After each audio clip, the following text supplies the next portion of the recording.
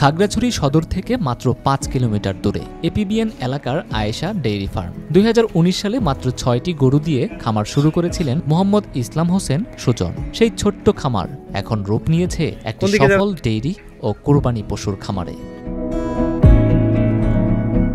খামারে এখন রয়েছে ৫০টির বেশি গরু। খামারে পিজিয়ান জাতের দুগ্ধ গাভী যেমন রয়েছে, তেমনি আছে উন্নত জাতের কোরবানির পশু। খামারটিতে নিয়মিত কাজ করছেন ১০ থেকে ১২ জন শ্রমিক। গরুগুলোকে খাওয়ানো হচ্ছে প্রাকৃতিক ঘাস, খৈল আর ভুসি।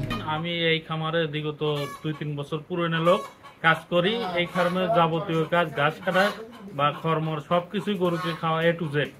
আমার এই খামারে কাজ করার অভিজ্ঞতাও ভালো, খামারের পরিস্থিতিও আমাদের বর্তমান খুব ভালো। অন্য খামারের থেকে আমাদের আশা ডেয়ারি খামার পরিস্থিতি অনেক উন্নত। খাওয়া দাওয়া কাঁচা ঘাস আর দানাদার খাদ্য, ভুসি, গমের ভুসি, ভুট্টার ভুসি, এরপর সয়াবিনের খৈল, প্রাকৃতিকভাবে যেটা সেটাই খাওয়াচ্ছে।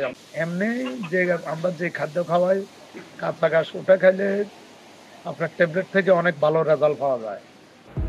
এক একটি গরুর বাজার মূল্য লাখ টাকার উপরে। খামারে এখন অর্ধ কোটি টাকার বেশি পুঁজি রয়েছে। প্রাণী সম্পদ বিভাগ বলছে, সুজনের মতো উদ্যোক্তারা পাহাড়ের গরুকে দেশের বিভিন্ন অঞ্চলে পরিচিত করে তুলেছেন।